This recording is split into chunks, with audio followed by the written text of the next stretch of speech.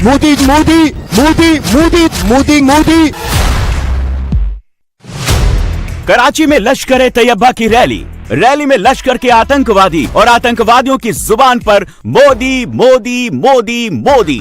लेकिन मैडम बात यह है कि जब पाकिस्तान की अदालतों ने हाफिज सईद को सजाएं दी हुई हैं वट एवर इशू के ऊपर, तो फिर क्यों भारत को दिया जाए या कहा जाए कि ये भारत के पास जाएगा? इससे तो आपकी सॉवरेनिटी कॉम्प्रोमाइज होती है। मोदी जो चाहे किए चला जाता रहे, याद रखें कि वो वक्त आने वाला है। मोदी दोबारा से अगर जुर्रत करेगा, मोदी अगर दोबारा से हिम्मत करेगा तो इस मर्तबा इंशाअल्लाह अज़ीज हम रुकेंगे नहीं। पता नहीं यार, मुझे तो I have not read this news, तो मैं तो कुछ बोल नहीं पाऊंगा। लेकिन पाकिस्तान में एक बात नोट करी है मैंने ना, ये डिसीजन शहबाज शरीफ का नहीं है, ये डिसीजन आसिम मुनीर का है। क्लियर है सर, है ना? इसलिए पार्लियामेंट में डिस्कस नहीं हुआ। शहबाज शरीफ अगर बोलते इस मामले में तो जूता लात होती पार्लियामेंट में।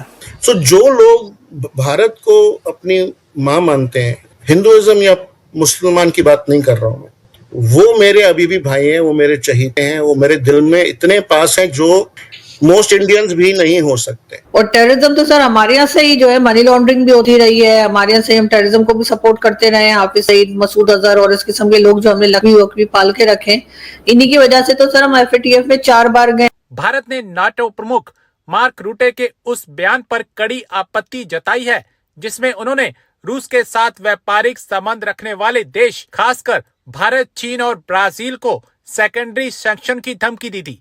इस पर प्रतिक्रिया देते हुए भारत के विदेश मंत्रालय ने डबल स्टैंडर्ड को लेकर सख्त चेतावनी दी है। विदेश मंत्रालय के प्रवक्ता रणधीर जायसवाल ने साप्ताहिक प्रेस ब्रीफिंग में कहा, हमने इस विषय पर रिपोर्ट्स देखी हैं और घटनाक्रम पर करीबी नजर रखे हुए हैं। मैं दोहराना चाहता हूं कि हमारे लोगों की ऊर्जा जरूरतों को सुरक्षित करना हमारे लिए सर्वोच्च प्राथमिकता है।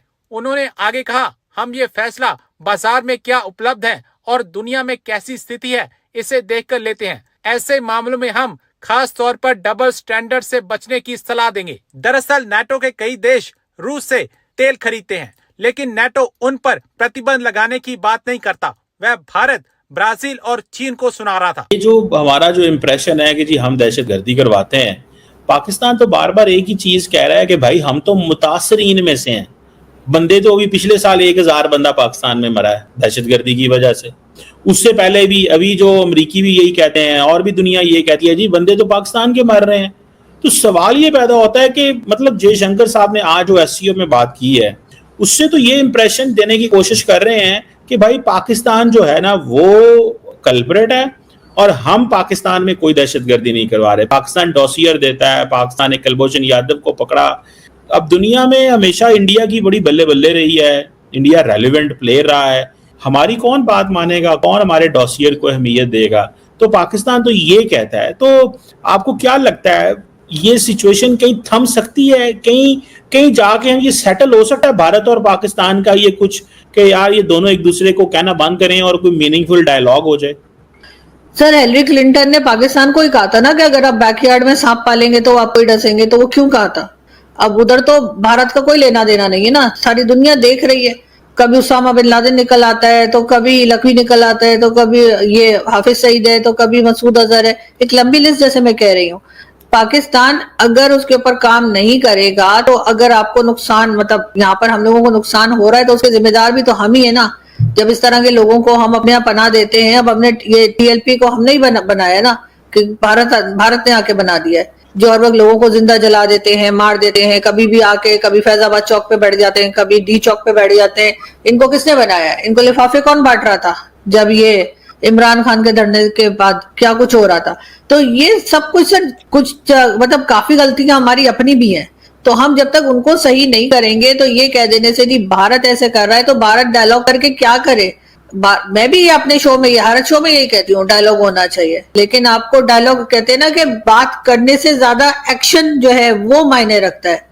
कोई आपकी मदद करने को कहे कि हाँ जी मैं आपकी मदद कर दूंगा किसी भी सिलसिले में, लेकिन इंपॉर्टेंस तो तब होती है ना जब वो मदद करे, जब वो एक्शन करे। तो हम बातें तो करते हैं लेकिन हम एक्शन नहीं करते। अब एक्शन का टाइम अगर है, हम 2 लोग यहाँ से उठा के, सिर्फ 2, एक मसूद अजहर और एक हाफिज सईद, ये उठा के हम भारत को दे दें, ठीक है चले, वो इसलिए क्योंकि वो यूनाइटेड नेशन की तरफ से भी डेजिग्नेटेड टेररिस्ट है, चले हमने दे दिया, वो कहते हैं मुंबई अटैक में हमें चाहिए, इसमें चाहिए। आपको अगर वहां से कोई चाहिए, किसी का नाम आता है तो बता दें कि आपके यहाँ किसने किया है। हमारे तो सारे अपने ही है ना जो यहाँ पर कर रहे होते हैं, वो तो कोई भारत से आया नहीं है। तो फिर मामलात को सही करें, बजाय इसके के बैठ जाए। और यहाँ पर वैसे लोगों को इतना पावरफुल कर दिया है इस तरह की जो कह लीजिए कि जो रिलीजियस पार्टीज हैं या जो टेरर और आउटफिट्स हैं यहाँ पर, कि अब ये लोग उनसे भी डरते हैं। इनको लगता है अगर उनका कोई आदमी उठाकर दे दिया तो इनको मुसीबत आ जाएगी। लेकिन कहीं ना कहीं तो इनको ये काम करना ही होगा। एक आध बंदा उठा के दे दे भारत को, ठीक है देख लेते हैं, हाफिज सईदी दे दें, मसूद अजहर दे दें, 2 सिर्फ दे दें, उसके बाद मामला सही होंगे। वो तो खुद कह रहे हैं कि आप हमें दे दें। और करना क्या, चार डालना इन लोगों का किस लिए रखा हुआ है जब टर्म्स इतने खराब हो गए। मतलब 26 करोड़ लोगों से ज्यादा हो गए ये 2 लोग आदमी। ऐसे तो रोज मरते रहते हैं लोग यहाँ पे, तो कोई नहीं पूछता। जब पठानकोट हुआ, उरी के बाद पठानकोट हुआ, और मोदी जी ने अपनी पॉलिटिकल करियर को दांव पे लाके आईएसआई के लोगों को पठानकोट बुलाया, एक फॉरवर्ड बेस पर, मिलिट्री बेस पर, to investigate what really had happened. और वापस जाके उन लोगों ने कहा कि ये तो जी फॉल्स फ्लैग ऑपरेशन है, ये इंडिया ने अपने ऊपर किया है। एक होता है ना, एक straw that broke a camel's back, Shakeel भाई। पता नहीं मेरे दिमाग में कुछ क्लिक हुआ और मुझे लगा कि मेरी एफर्ट कई सालों की यूजलेस है और इसकी तरफ किसी और तरीके से देखना चाहेगा और पहले समझना चाहेगा कि ये है क्यों, ये बार बार ये अटैक्स क्यों हो रहे हैं, इसके पीछे सोच क्या है, इसके पीछे वजह क्या है। तो बहुत फ्रस्ट्रेट होके मैंने अपने ग्रुप में ही बोल दिया कि I don't believe in this peace, this friendship any more, और मैंने वो ग्रुप को डिसोन कर दिया। अब सच कहूं तो मैं कई लोगों को उस ग्रुप में बहुत मिस करता हूं जो पाकिस्तानी थे, मेरे दोस्त थे। कई बच्चे भी थे जो कहते थे मुझे कि सर आप जितनी बात हमसे करते और हमसे सुनते हैं, हमारे पेरेंट्स भी नहीं सुनते। तो बहुत नजदीकियां हो गई थी और बहुत बुरा लगा मुझे भी, मतलब कि मैं I couldn't justify what I was doing. मैं इसके अंदर बिलीव करना बंद कर दिया और मैंने फिर ध्यान से सोचना शुरू किया, ये क्या चक्कर है, ये हो क्यों रहा है, इसके पीछे क्या है। तो आज जो बात हम करेंगे वो मेरी थोड़ी सी रिसर्च है और थोड़ी समझ भी है उसमें कि ये क्यों हुआ ऐसे। तो इसलिए मैंने कहा I am glad you invited me, although on a funny kind of recommendation. लेकिन अच्छा इतना ही कह सकता हूँ सर कि कुछ पाकिस्तानी हैं जो भारत को, इंडिया को अपनी माँ समझते हैं, जो कि वाकई है अगर आप देखने में जाएं मेरे हिसाब से। कई पाकिस्तानी हैं जो अरबों को या टर्की के लोगों को अपने फोर फादर्स की तरह ट्रीट करते हैं। मेरे हिसाब से वो समझ गलत है। हम भाई हैं और हमारी माँ भारत है, भारत इंडिया नहीं।